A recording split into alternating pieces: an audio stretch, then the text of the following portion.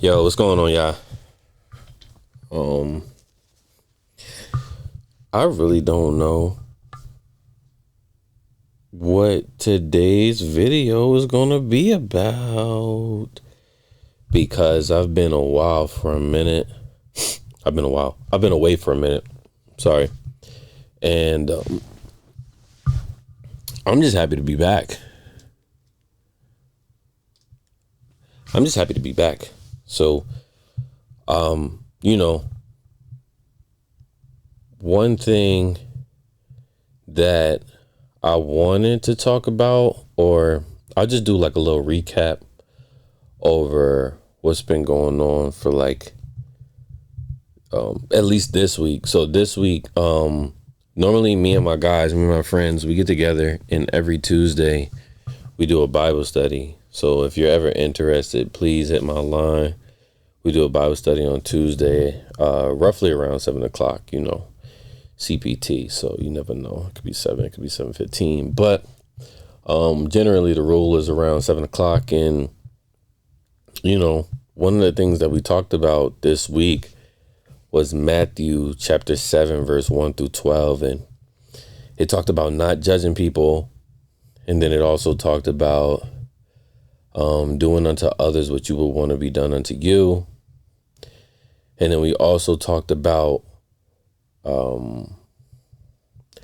what you ask for, you shall receive. And, one of the things that I was just telling the guys about is like humility. What I was getting from everything that we were doing and talking about in the Bible study was just humility, and how humility is such a huge part in life, man. It's such a huge part in serving others and loving others. One of the commandments from Jesus Christ himself was to just love one another. Love one another. And what greater love is than a love that someone would give up their own life for a brother, for a friend. So, when it talked about not judging people, it takes humility, because of course you can righteously judge people, but you don't want to judge with your nose up in the air. So long story short, if you see somebody doing bad, of course you're going to point it out. And of course, if you love them, you're going to let them know like, hey, what you're doing is not it. But in the same breath, you can't think that you're above someone else or that you're better than someone else. And that takes humility to do. Same thing with doing unto others what you would want to be done unto yourself. It's not just about not doing to others what you don't want to be done to you, but it's also about doing unto others what you would want to be done. So literally just thinking about others because you would want somebody to think about you. Do unto others what you would want to be done unto you. So that takes humility as well. That takes a lot of humility. A lot of humility. Also asking God for stuff. Asking God, when you put yourself in a position to ask God for anything and pray to him, what you're doing, if you don't even realize it, is you're acknowledging the fact that you can't do this on your own. You're acknowledging the fact that you can't do this on your own. And people don't like that. People don't like that. People don't like that at all. When you mention Jesus, people do not like it. They don't. And because for whatever reason, people think that when you give your life to Christ and when you say you're a follower of Christ, you're weak. I heard one person say, oh, well, religion strips your freedom away. And, a part of Matthew 7, 1 through 12, it was talking about how you shouldn't toss your pearls to swine lest they turn on you and they trample you, right? So when I hear people talk, I be torn in two. I be torn in two because a part of me like a part of me wants to say something. A part of me wants to say something, but then like the other part of me is like, yo, just let him or let that person talk, right? And so you get torn into two because you don't know whether you were supposed to stand up and talk or whether you were supposed to shut up and let that person talk and let that person be who that person is and let them like wander off into their own demise, right? But I'm about to make an oath to myself right now about, making sure that I just like I like my spirit is grieved. Like people are becoming too comfortable with coming out their face to say something about Jesus that they don't know nothing about.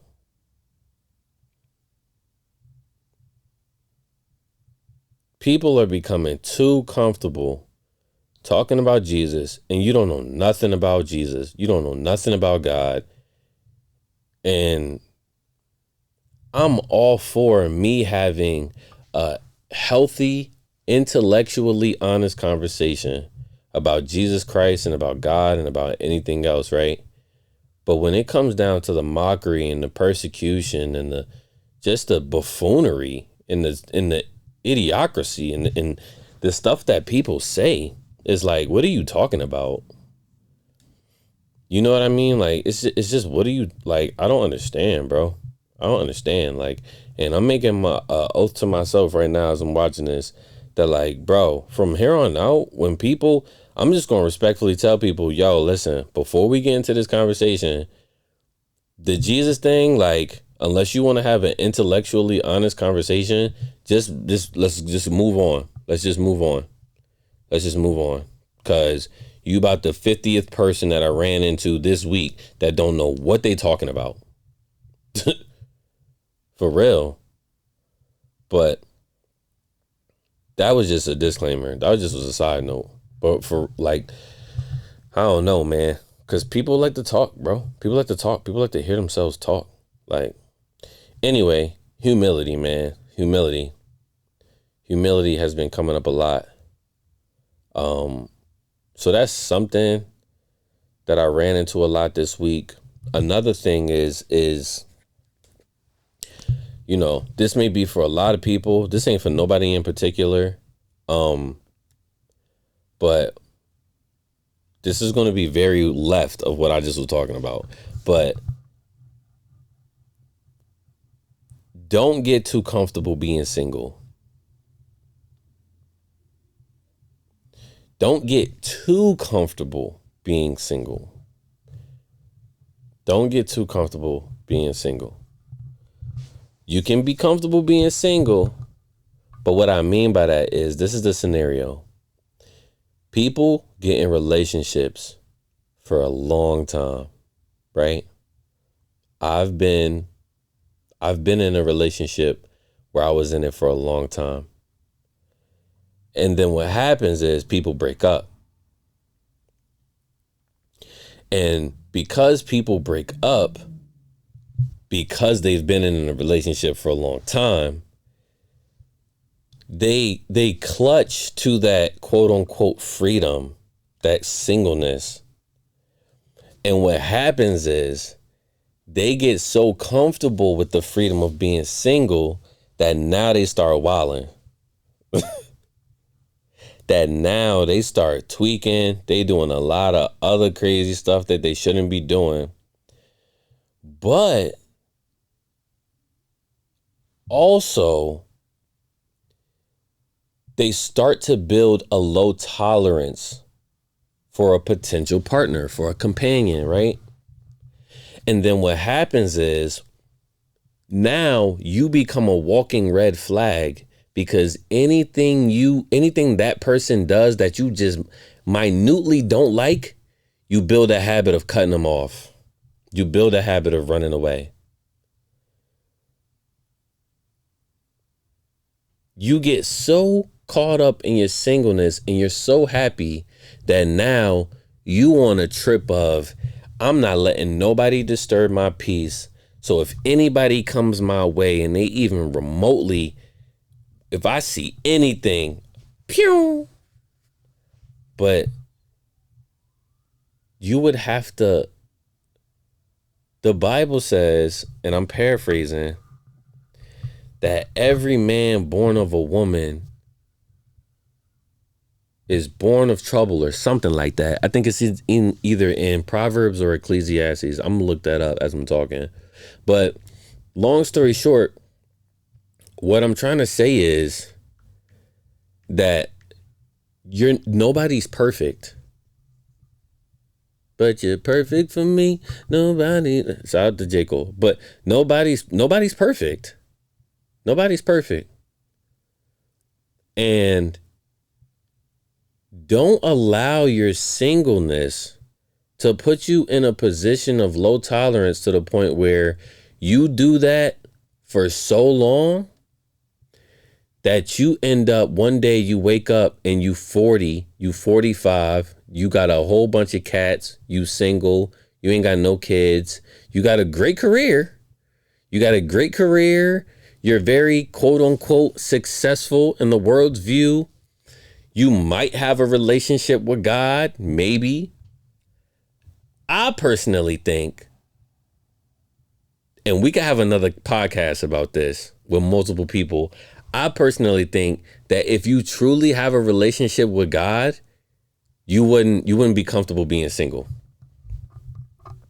What I mean by this is this. Let me rephrase that. You wouldn't be comfortable with being single for a long time. Let me put it that way.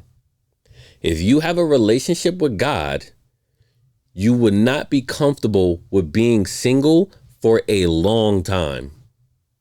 Not a long time. You could be comfortable being single, however many. I'm not going to put an amount of years on it. I would say like 3 to 5. I would say it depends on where you are spiritually, mentally, and maturely. I would say if you just got out of a long-term relationship and you have yet to mature spiritually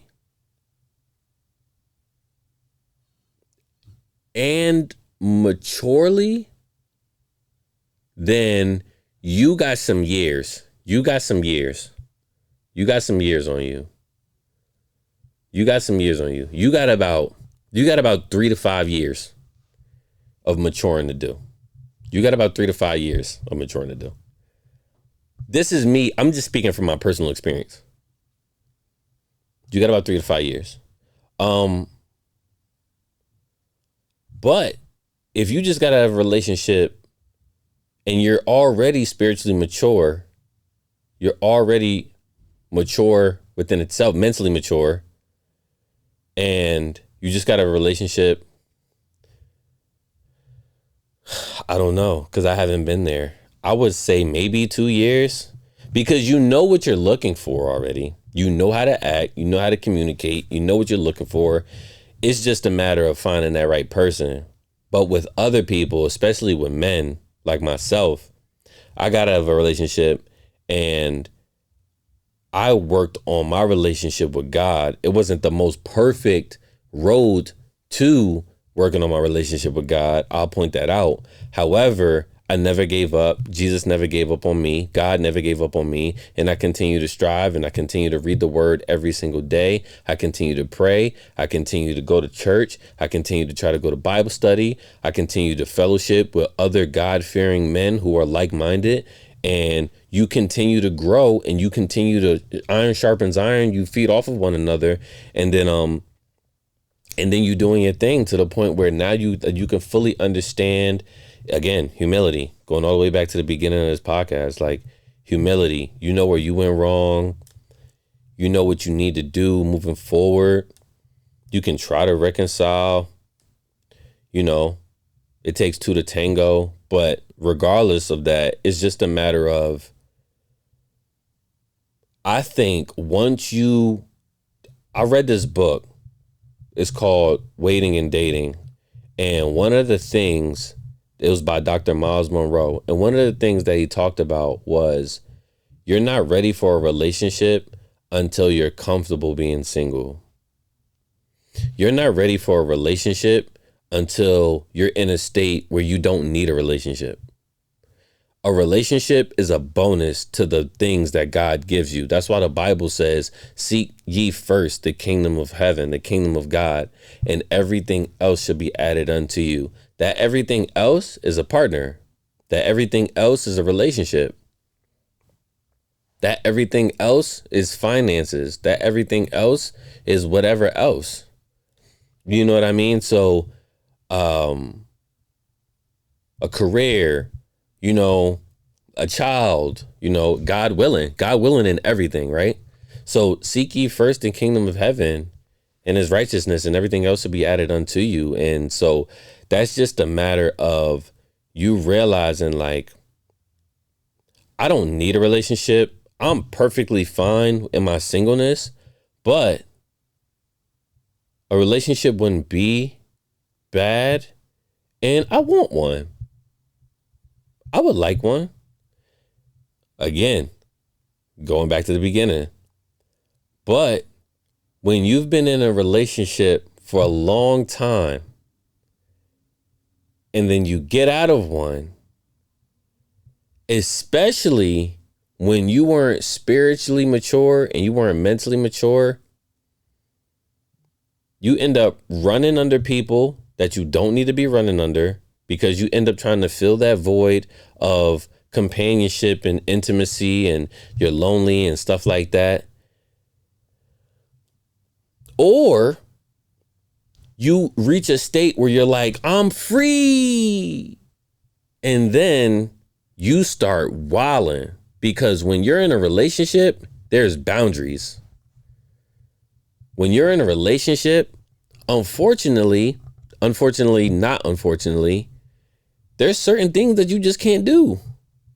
There's certain things you can't say to other people. There's certain things you can't do to other people. You know what I mean? Like, you just can't do, you can't say, you can't go, you can't, you gotta check in. When you're in a relationship, you gotta check in. That's one of the things. Right now where I'm at, I don't mind checking in, because what I had to realize is that that's what comes with the territory, for lack of a better word. That's what comes with the territory. The checking in, the communication, the respecting each other's boundaries, the understanding how what I did affects you. I seen on Instagram the other day, it was DDG was on Kai's stream with his baby,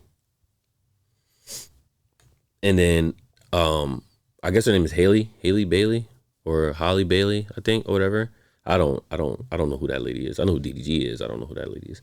I know her, but I know of her. But long story short, she had went on Instagram, I guess, and had stated like she didn't approve of her baby being on the stream in front of millions of people, and it rubbed her the wrong way. And unfortunately, this had to happen, but there was no communication or whatever. And when I seen that, I just was laughing, because this is DDG's first kid, and I have a son, and Jeremiah is literally a little over a year. So it's not like I've been a pro at being a dad for my entire life. But I say that to say, like, before Jeremiah was born, I finally caught the revelation of the different, the untold secrecies of a relationship. Number one is communication. No matter how much you can say that we need to communicate, you don't understand it until you get in a relationship and you fail at communicating. What do I mean by that? Everyone communicates differently. So you have to tailor yourself to the communication techniques of other people, male or female, right? So I will tell you to go out. You say you going out with your girls. You go out. Listen, unless you need me, you ain't got to call me. You don't have to call me. Unless you need me to pick you up because you might be lit, something happened, there's an emergency, you don't got to call me. You don't got to call me. If you call me, that's fine. That's cool. If you checking in, how you doing, babe, whatever the case may be, that's cool. I'm either watching TV, playing the game. You know what I'm saying? It might be a game on. Friends might come over with the baby, whatever the case may be. But the point is, you don't got to check in. I've been in relationships where you outside and you got to check in. You got to check in, dog. You got to check in. And I was talking to one of my friends the other day, and he was like, yo, man, it sucks. It sucks because it feels like I'm asking for permission. And I was like, you are. You are asking for permission. But that doesn't suck. It comes with the territory.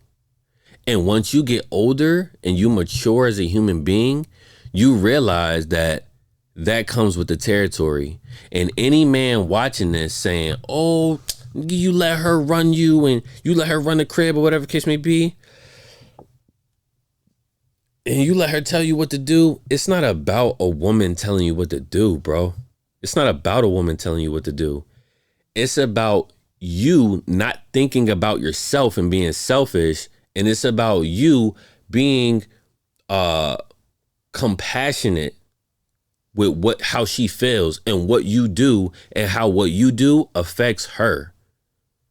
So with that being said, if it makes her feel better, if you check in, then check in, period. Now, the thing of it is that you need to have that understanding before you commit yourself to somebody. Because if you're not comfortable with checking in, that should be discussed and addressed prior to you committing yourself to another human being. That's it. That's it. Checking in, talking to the opposite sex and what kind of relationships you have with the opposite sex, and all of these things, when you go dating, you need to address these things. These things need to be addressed before you commit yourself to somebody. That's why in Matthew chapter 19, I'm going to carry this with me for the rest of my life. This was the year where I finally understood and I finally taken in what Jesus was saying when he was talking about relationships. And if you ever have the chance, whether you Muslim, whether you Buddhist, Hindu, whatever the case may be, Christian, non-Christian, atheist, it doesn't matter, right? Pick up a Bible and read Matthew 19. Now, if you don't read the Bible and you're not a Christian, and even if you are a Christian, but you don't read your Bible, you really won't understand what's going on. But long story short, if I'm correct, because I could definitely be wrong. And if I'm wrong, please just let me know in the comments. But I believe Matthew 19 tackles when Jesus addressed marriage and divorce. And when Moses was leading the Israelites to the promised land, of course, he got the law from God.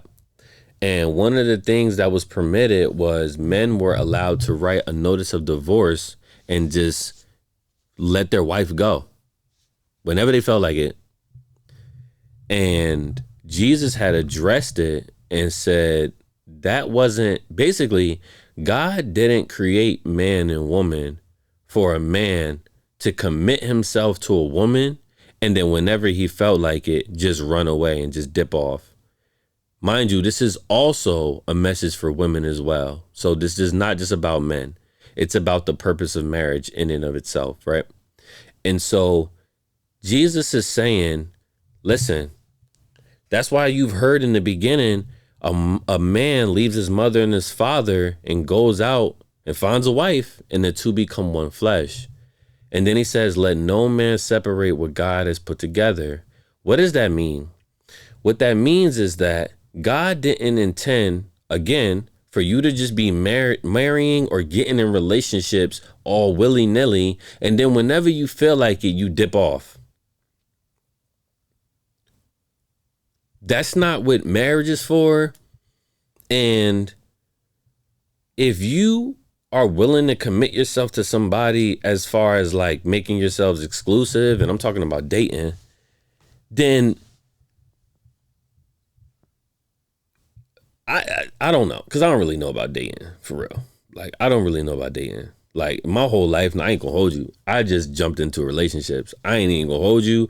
I'm not with the dating this person and dating that person. And are we exclusive? Are we not? I ain't never been a person, me personally, I ain't really had too many options. I'm gonna keep it 100. And the reason why I ain't never had too many options is because I was always in a mind state of I'm trying to commit myself to one person. If I like you and we vibing, then I'm for you. Like, I'm not for you and her and like, I'm not. What is that? Like, multiple examples in the Bible of men having multiple wives, and look where that got them. Like, so like, that's not embedded in me, for real. That's not embedded in me. Now, we not gonna talk about that. But the point I'm trying to get at is that before you commit yourself to a person, you have to think to yourself, what am I looking for? What am I willing to deal with? What are some deal breakers? What are some flexibilities? Meaning, like, I really don't like this, but can I deal with this for the rest of my life? This is annoying. He don't never pick his clothes up off the floor. The laundry basket is right there. But can I deal with this for the rest of my life? Or is it deeper than that? Does she have a shopping problem? Does she have a financial problem? And then when you try to talk to her about it, it's my finances. That's a red flag. That might not be something you can deal with for the rest of your life. You got to think about that, right? There's a lot of things, because I'm about to get ready to go. I'm gonna wrap this up, but now that I'm thinking about it, the next episode might be just me talking about what are some deal breakers. Maybe I'll go over like what are my deal breakers and what are some flexibilities of mine and things that I've learned in my relationships in the past. Because I don't, I don't know, but what I do know is that go read Matthew 19. And if you're out there and you're single and you're happy and you just got out of a long relationship and you thriving, and, you know, whether you're a female and you on your, you know, your boss lady stuff, or whether you're a man and you're a bachelor, you really got to think about the long run, and you got to think about the future. And me, I'm 30. And I don't want to be 50 and single if I have anything to do with it. I don't want to be, you know, I have a son, but I like, you know, there's pros and cons to everything. There's pros and cons to being single, and then there's pros and cons to being in a marriage or a relationship. And really at the end of the day, it's like you are in control. You have to humble yourself. That's where humility comes in. But then you also have to think to yourself, like, you know, what can I deal with? What am I going to be happy with in the long run? Me personally, I think all the women running around and, you know, they want to be boss ladies and stuff like that. That's cool until you get 40 or even late 30s. And then you realize, like,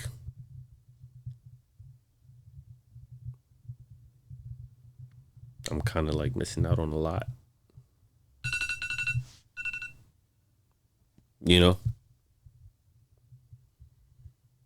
Vice versa. Vice versa for a man. In this time and day and age, I would think to myself that a man has a little bit more leverage just because, you know, biological clocks and stuff like that. But same thing with a man, bro. Like, why would you want to Why would I don't know. I mean, to each his own, right? To each his own though. As long as you're living for God, then to each his own. But again, like I said, if you are a believer in God and you are really dedicated and you have a relationship with God, then I don't, because I'm saying God in the aspect of all religions. I don't really know too many religions that promote singleness. If you do, let me know. But Jews, at least not in the monotheistic religions, nah, definitely not. Not no Jew, not no Muslim, nor Christian. Muslims, I got multiple wives. So they ain't listen, they ain't not ain't no way they thinking about, oh no, I'm gonna just be single for the rest of my life. But I don't know. Like I think if you have a relationship with God, man, love is promoted all throughout the Bible. And, you know, we all get those feelings. We all want to be with somebody. We all want to have our own person. But before you can have your own person, you got to get yourself together. You got to get yourself together. And then it's then that you can be able to seek out. But don't get too comfortable in your singleness. Don't get too comfortable. Because one wrong move, I'm going to holler at y'all. Peace.